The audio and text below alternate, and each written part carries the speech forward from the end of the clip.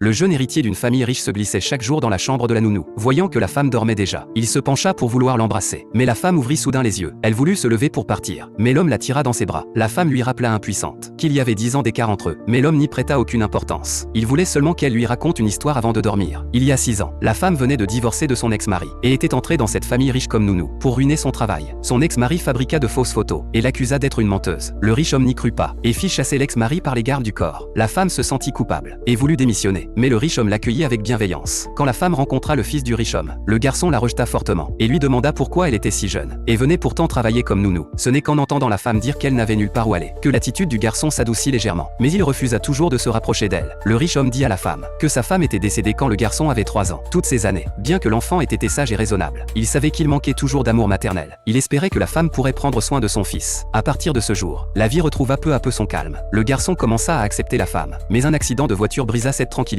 Le riche homme mourut dans l'accident, en sauvant la femme, et la femme perdit aussi son enfant dans l'accident. Les coups successifs la plongèrent dans la dépression. Alors qu'elle s'apprêtait à se faire du mal, le garçon poussa la porte de la chambre, faisant semblant de ne rien comprendre. Il lui demanda simplement d'aller lui préparer le petit déjeuner. Après le petit déjeuner, le cœur de la femme fut envahi par le froid. Après la mort du riche homme, le garçon n'avait pas versé une seule larme. Le garçon ne donna aucune explication. Il dit seulement que puisque l'employeur n'était plus là, elle n'avait plus besoin de rester. Quand la femme fit ses valises pour partir, elle se rendit compte qu'elle avait oublié un sac et revint le chercher. C'est alors qu'elle vit le garçon assis seul par terre, avec quelques affaires posées à côté de lui. À ce moment-là, elle comprit que son indifférence était entièrement feinte. Il souffrait plus que quiconque. La femme s'approcha et le prit dans ses bras. À partir de ce jour, ils devinrent la personne la plus importante dans la vie l'un de l'autre, par culpabilité envers le riche homme. La femme voulut aider le garçon à sortir de son traumatisme. Elle nota chaque moment important de sa croissance et lui prépara chaque surprise d'anniversaire. Le garçon prenait aussi soin de ses émotions. Chaque fois que la femme se réveillait en sursaut à cause de cauchemars, le garçon apparaissait toujours et lui demandait de lui raconter une histoire avant de dormir. 6 ans plus tard, sous les soins de la femme, le garçon fut admis avec succès à l'université. Un jour, il dit à la femme qu'une camarade de classe allait venir à la maison. La femme fut très soulagée, pensant qu'il allait enfin tomber amoureux, même si le garçon expliqua que ce n'était qu'une amie ordinaire. Elle pensa qu'il était simplement timide. Voyant que sa vie était sur la bonne voie, la femme estima qu'il était temps de partir. Toutes ces années, sa dépression n'avait jamais guéri. Elle avait depuis longtemps prévu qu'une fois le garçon devenu adulte, elle quitterait ce monde. Elle termina d'écrire sa lettre d'adieu sur l'ordinateur et s'endormit profondément. C'est à ce moment précis que le garçon entra dans sa chambre pour la chercher et aperçut d'un seul regard cette lettre d'adieu.